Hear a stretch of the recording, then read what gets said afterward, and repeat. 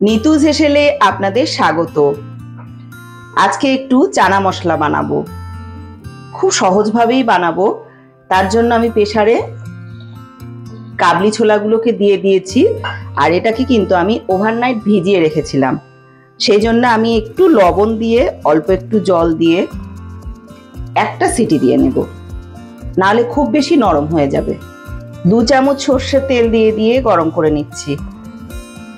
তেলটা কিন্তু অলরেডি গরম হয়ে গেছে। কেটে রাখা পেঁয়াজগুলো দিচ্ছি। একটা বড় সাইজের পেঁয়াজ আমি কুচিয়ে নিয়েছি।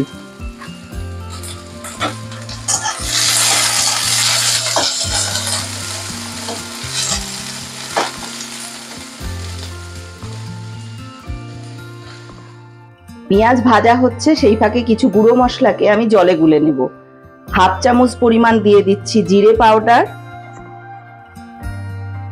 1 চামচ পরিমাণ ধনে পাউডার, 1 চিমটি হলুদ গুঁড়ো, আর অল্প করে একটু লাল লঙ্কার গুঁড়ো। জল দিয়ে এটাকে আমি একটা ঘন পেস্ট বানিয়ে নেব।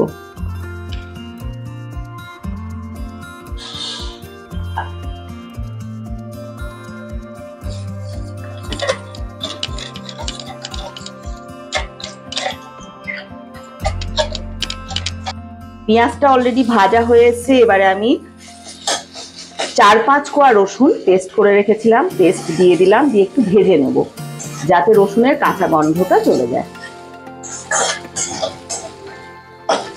1/2 চামচ আদা পেস্ট দিয়ে দিলাম। আদাটাকে কিন্তু এই সময়েই দিতে হয়, তা না হলে কিন্তু আদা বেশি কষলে পিটকুটে হয়ে যায়।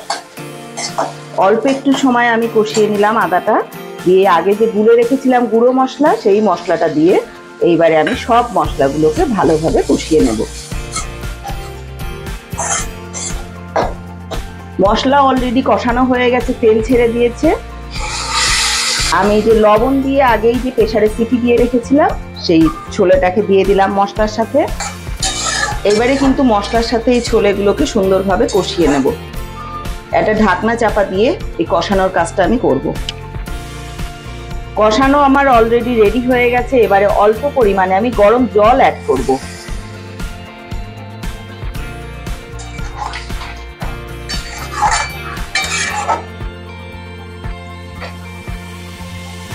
অল্প একটু চিনি দিয়ে দিলাম।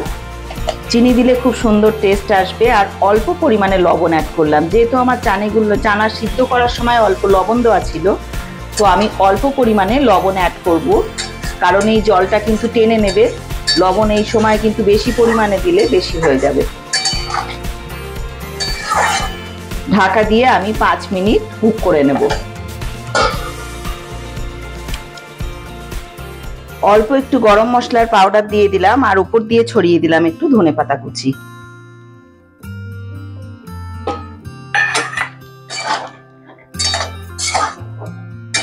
ছোলে আমার একদম রেডি হয়ে গেছে। এবারে গ্যাসের ফ্লেমটা একদম বন্ধ করে দেব, দিয়ে ওপর থেকে একটা লেবু চিপে রস দিয়ে দেব।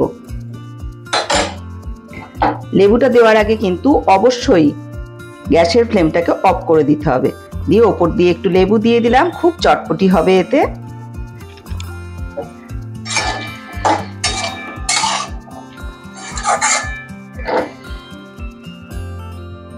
একটা ঢাকনা দিয়ে রেস্টে রেখে দেবো, ঠিক খাওয়ার আগে ঢাকনাটা খুলে নেব।